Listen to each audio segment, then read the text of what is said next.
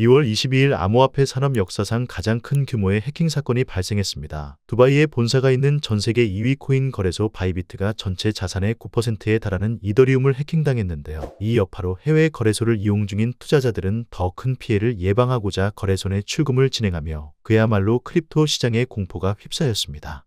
해킹 주범으로는 북한 해커 리자루스인 것으로 추정되고 있는데요. 리자루스란 암호화폐 업계를 위협하는 세계 최대 해킹 그룹으로 북한 정부의 지원을 받는 사이버 범죄 조직으로 구성되어 있습니다. 이들의 주요 타겟은 암호화폐 시장 자금 탈취이며 23년도 한 해 동안 암호화폐 해킹으로 벌어들인 돈은 13억 달러 이뿐만 아니라 24년도에는 그 범위를 확대시켜 24년도엔 전체 암호화폐 시장의 해킹 피해 금액 61%에 해당하는 금액을 탈취했습니다.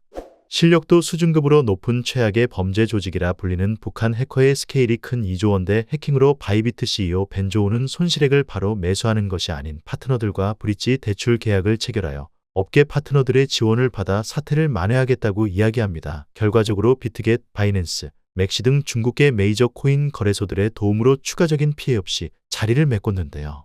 벤조우의 트위터를 확인해보면 해킹으로 인한 손실이 모두 복구되지 않더라도 운영 문제는 전혀 지장이 없기 때문에 모든 고객 자산은 1대1로 보장된다고 이야기하며 해킹 사태를 종결시켰습니다. 근데 이상하지 않나요? 바이낸스 다음으로 전 세계에서 두 번째로 큰 규모의 바이비트가 2조 원대에 달하는 이더리움을 왜 해킹당했는지, 그리고 짜여진 시나리오처럼 큰 규모의 해킹임에도 불구하고 하루채 지나지 않아 예상했듯이 모든 것을 원점으로 돌려놓았습니다. 저는 합리적으로 의심하기 시작했습니다. 이건 우연이 아니라 특정 인물들의 계획된 시나리오일 수 있다는 것을요. 리자루스 해킹은 이번이 처음이 아닙니다. 일전엔 국내 1등 거래소인 업비트에서 이더리움 580억 원 상당을 탈취한 이력이 있으며 이번 바이비트 사태도 그렇고, 유독 북한 리자루스는 이더리움을 고집하고 있는 것을 알 수 있는데요. 지난 12월부터 이들은 하이퍼리퀴드라는 탈중앙화 거래소에서 거래하고 있는 정황이 포착되었습니다.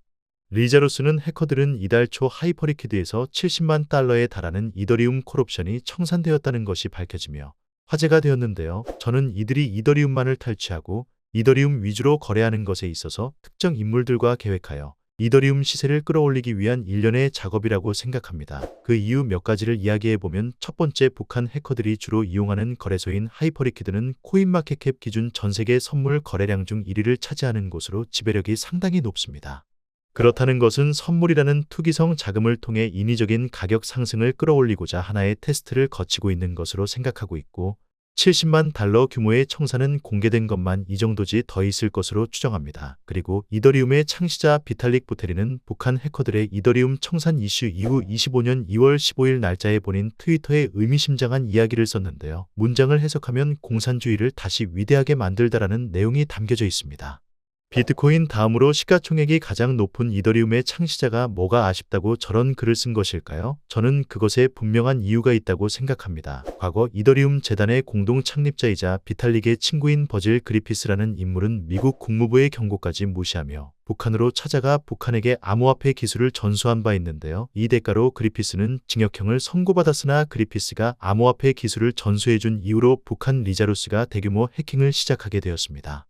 뭔가 이상하지 않나요? 이더리움을 창립한 그리피스가 뭐가 아쉬워서 미국의 경고에도 불구하고 북한까지 찾아가서 암호화폐 기술을 남겨주었는지, 나쁘든 좋든 그 계기로 북한 리자루스는 전세계 암호화폐 해킹에 있어서 막대한 피해를 주고 있으며 이번 2조 원대 바이비트 해킹 사건으로 인해 북한 리자루스는 이더리움 창시자 그리고 암호화폐 ETF를 운용 중인 피델리티보다 더 많은 이더리움을 보유하게 되었습니다. 저는 비트코인의 반대 세력 혹은 미국의 반대 세력으로 이더리움과 공산당을 지지하는 특정 인물들의 계획된 시나리오가 시작되고 있다고 생각하며, 특히 더 수상한 것은 보안이 매우 뛰어난 바이비트에 많고 많은 지갑 중에 이더리움보다 보안이 훨씬 더 취약한 지갑이 있을 텐데도 왜 이더리움만 해킹을 당한 것일까요? 저는 이 해킹에도 가담한 배후가 있을 것으로 생각합니다. 저는 중국계 거래소들과 북한 해커그룹 그리고 이더리움 창시자의 연결고리가 있다고 보며, 해킹 사태 또한 지금 발생한 이유는 밈코인 붐과 솔라나 체인을 이용한 밈코인 성장 속도의 솔라나가 급부상하며, 이더리움은 현물 ETF가 통과된 유일한 알트코인이었음에도 시장에서는 1년 동안 주목받지 못했습니다. 온갖 조롱이란 조롱은 먹는 힘든 시기를 보내고 있었죠. 하지만 트럼프가 오피셜 트럼프라는 밈코인을 발행한 이후 중앙아프리카 공화국이 발행한 CAR 밈코인, 그리고 이번 아르헨티나 대통령이 홍보한 리브라 코인의 러그풀이 발생되며 밈코인과 솔라나 체인의 신뢰도가 무너지고 있습니다. 지속성이 없는 무한한 거품이 발생되는 체인으로 의심받기 시작한 솔라나 네트워크에선 대규모 유출이 발생하며 40%가량의 하락이 동반되었고, 반대로 잠잠하던 이더리움 네트워크에 자금이 폭발적으로 유입되며 그들은 솔라나가 위험을 겪는 지금 시기가 적기라 생각하고 사건을 터뜨린 것 같습니다. 이더리움 창시자 비탈릭 부테린은 이때다 싶어 리브라 밈코인 사태로 어려움을 겪는 아르헨티나 대통령에게 이더리움 개발자 행사인 데브 커넥트를 아르헨티나에서 개최할 것을 제안하고 있습니다.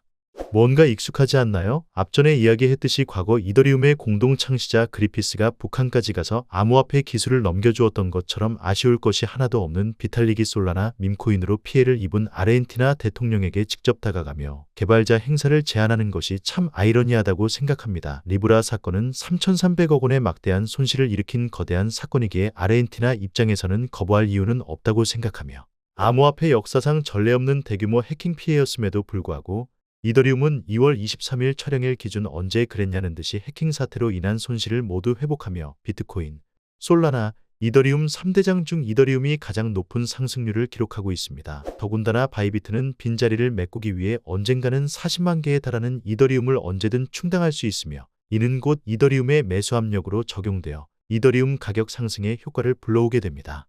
저는 유튜브 채널을 운영하면서 이런 음모론이 아닌 인플레이션, 즉 화폐 가치 하락을 방어하기 위한 투자 방법과 가치 있는 자산을 분석하는 내용을 주로 다뤄드리지만 8년간 암호화폐 트레이딩을 한 저로서는 이번 사태의 연결고리가 분명히 존재한다고 생각하기 때문에 처음으로 다뤄봤습니다. 이 이야기가 진실일지 거짓일진 아무도 모르지만 과거부터 이더리움 관계자들과 북한 정부의 밀접한 관계와 비탈릭 부테린이 공개적으로 공산주의를 지지하는 발언을 하고 있다는 것은 결코 우연이 아닌 하나의 계획이라고 생각합니다. 이더리움의 창시자 비탈릭 부테린 밈코인으로 전세계 혼란을 불러오고 있는 암호화폐 시장 질서를 바로잡기 위한 행동인지 아니면 공산주의와 손을 잡고 더 거대한 계획이 있는 것인지, 오늘 영상의 반응이 괜찮으면 오늘 못다한 얘기는 다음 시간에 정리해서 더 딥하게 다뤄보겠습니다. 구독자, 좋아요 눌러주시면 더 양질의 컨텐츠로 보답드리겠습니다. 오늘도 시청해 주셔서 감사합니다.